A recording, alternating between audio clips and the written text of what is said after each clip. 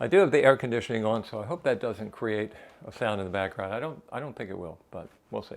Hi, my name is Richard. Thank you for dropping into this channel, which is all about becoming a freelance illustrator and the business of illustration. I am a freelance illustrator and have worked as an illustrator for quite a period of time now. And the whole idea behind this channel is to liberate you from some of the things that you might be doing right now that aren't that fulfilling. Perhaps you're working a job that really isn't in your chosen career path. Perhaps you have a boss that you don't really like that much. Maybe you don't like commuting to work, or maybe you're not getting enough vacation time, etc., etc. This channel is all about solutions to liberate you from that type of scenario. I've been in exactly that position myself, and I became a freelance illustrator, and it has been a wonderful career. Now, if you like these ideas, please consider subscribing and giving me a thumbs up, because that makes the YouTube algorithm happy. It makes me happy too. It makes everybody happy. So let's get started with a little scenario, and then I'm going to ask you a question. Here's the scenario. You're a relatively new freelance illustrator, but you do have one client, and one day in the morning, you're checking your email, and you see an email that comes in from somebody you don't know. They introduce themselves. They say that they were referred to you by so-and-so, they've been to your website, and they have a project that they think you might be a good fit for.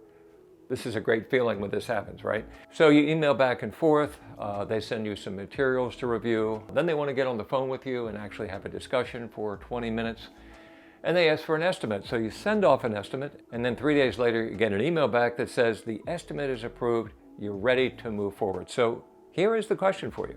What should you do next? You're excited about this. You've got a project, you've had a nice conversation, you know you can do a good job at it, you quite frankly need the money.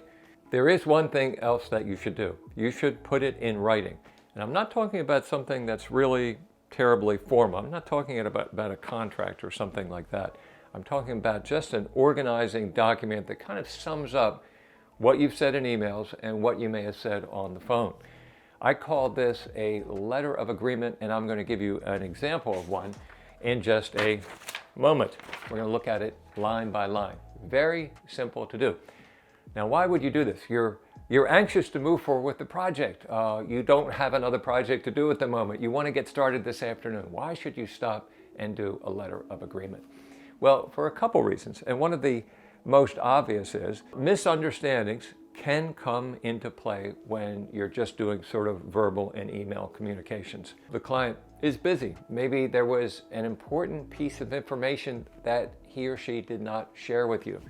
Maybe you thought the deadline was one date and they heard something a little different. These kinds of things can really get to be a problem when you are working with a client, especially a new client. And let's just think about it. Let's just step back to the 20,000-foot view here just for a second. What do we want as illustrators? As freelance illustrators, what is our goal? Our goal is to get work, obviously, but our goal is to get work and get the kind of work that we want to do with reasonable clients. And there's one other thing. We want repeat work if we can get it. If we can find a client that we like working with, we know we can do the work, we make them happy, makes you happy, and they can send us a new project every 3 months, 4 months, every 2 weeks, whatever the case might be, every year. That kind of client is just absolutely platinum, because everybody's kind of happy. And if you get a client, and I have a number of them that will send you work on a regular basis, guess what that means? That means you can do less marketing. And I don't know about you, but myself, I really don't like to do marketing very much. It's hard to get out there and do marketing. I am going to talk about it on this channel and give you some really great ideas of how you can do effective marketing that's relatively easy. But it seems like any type of marketing is just a little bit of an uphill slope. So that's number one reason. It helps you to develop the kind of clients that you want, clients that you have clear understandings with, and the relationship grows and develops into something where you're working together on a regular basis. Wonderful situation to have. But there is another reason. Now, the other reason to do this letter of agreement, put things in writing, is maybe a little less obvious. But here's the thing. Clients like it. It looks professional. It makes you look professional. It sort of raises your image in their eyes a little bit. When you think about it, clients know that you're ready to start a project and you're enthusiastic about moving forward. But most illustrators are like that. When you just stop and take a moment to actually summarize what you've talked about on the phone and by email, it looks highly organized. It is highly organized, and it kind of communicates a sort of professionalism that clients really do respond to. So that is another strong reason for doing a letter of agreement. So let me give you an example of a letter of agreement, a sample that I've drawn up. It has it has 8 different items on it. Very, very easy stuff. Might take about 15 or 20 minutes to put together, something like that, and I definitely encourage you to do this. Now, I've made up a little project. It's a penguin illustration for a package for a new oatmeal energy bar. Okay, so here is a basic letter of agreement. Now, it's on letterhead, and I definitely encourage you, especially if you're just starting out, make up some sort of professional looking letterhead for yourself. My letterhead has the name of my company. For you, it's probably going to be who you are as an illustrator. I call myself Bornemann Communications. Communication seems to cover a multitude of sins. What I do is underneath here, CGI, illustration, animation, and design. So those are the 4 things that people hire me for. So put down what you do as an illustrator. At the bottom, I've got my contact information, and also a really great thing is to put together some sort of brand or logo. Makes you look very professional, and especially if you're in the business of being an illustrator, you should have a brand. So, simple document here. I call it a letter of agreement, but as you'll notice, there's nothing that says letter of agreement on it at all. Now, you can put something that says that if you choose. The other thing you might notice is that there's no lines to sign. There's no places for me to sign or my client to sign. So it's a written communication. I PDF it and attach it to emails, but it's formal and informal. It's not a sort of intimidating contract. It's just a sort of a basic understanding. So let's go over the 8 items that are on this simple document. Number 1, whoever you're working with. In this particular case, it's a design studio called the Amazing Design Studio, which is a made-up name, but if that's the name of your company, I apologize. The person that you're going to be working with who contacted you, in this case, Tisha Jones, the date that you're sending this off, easy. Project name, you may have to make this up. It's possible that you could get a project name, but in many cases, you'll just have to make something up because people are just giving you an illustration to do. So, in this particular case, where we're doing a penguin illustration for a new energy bar, it's going to be part of the wrapper incorporated into the design for that. The project name that I've made up and mentioned is simply Penguin Illustration for Oatmeal Energy Bar.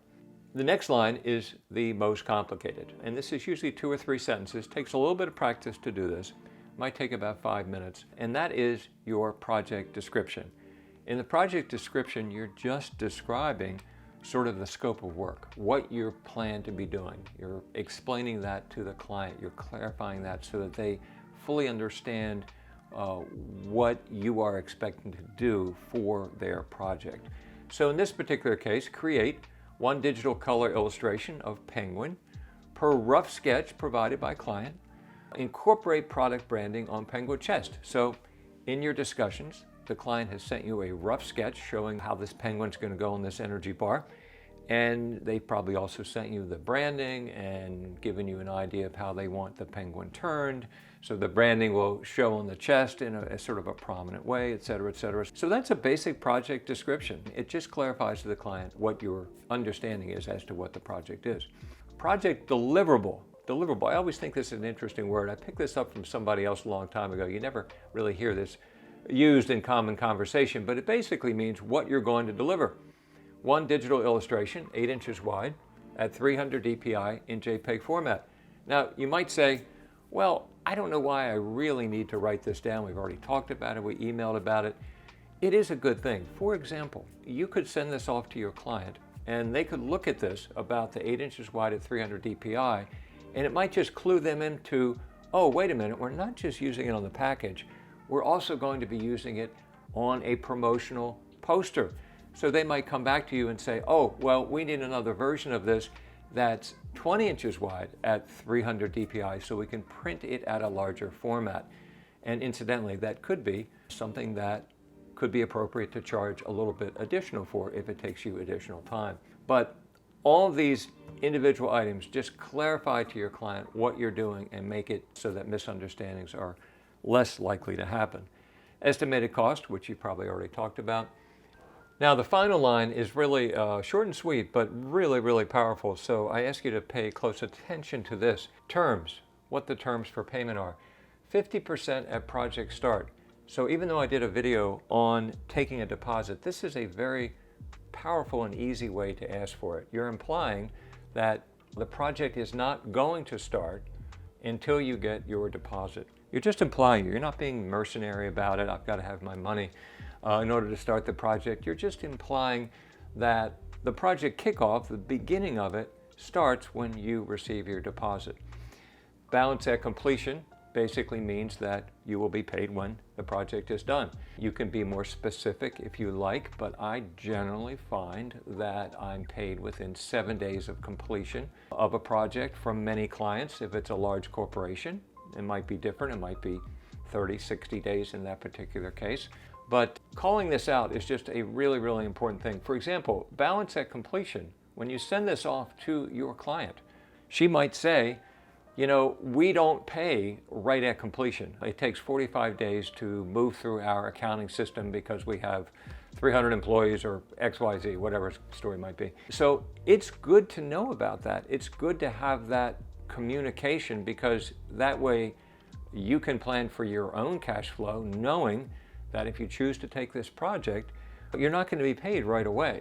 So that can be another really great way to sort of reduce stress and misunderstandings. So, letter of agreement, try it. I think you'll like it. I will add one final thing. I always do this for new clients. I also do it for many clients that send me work on a regular basis, maybe once every 6 months, 3 months, something like that. I do have some clients that I do not use this for because they send me so much work that the priority is just flowing things through. They don't have time to review a letter of agreement. I don't even do estimates for some of these clients. They know what my price structure is basically, and they just want the work. So I don't use it in every case, but in most cases I do, and it really is a useful tool as a freelance illustrator.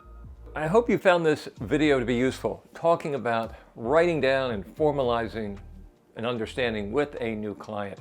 And I have found it to be very, very useful in the practice of illustration. Now, if you do have a comment or a question about any topic that relates to illustration, leave it below, and the most interesting comment I will actually respond to at the end of next week's video. So thanks for watching, and I hope to see you on the next one.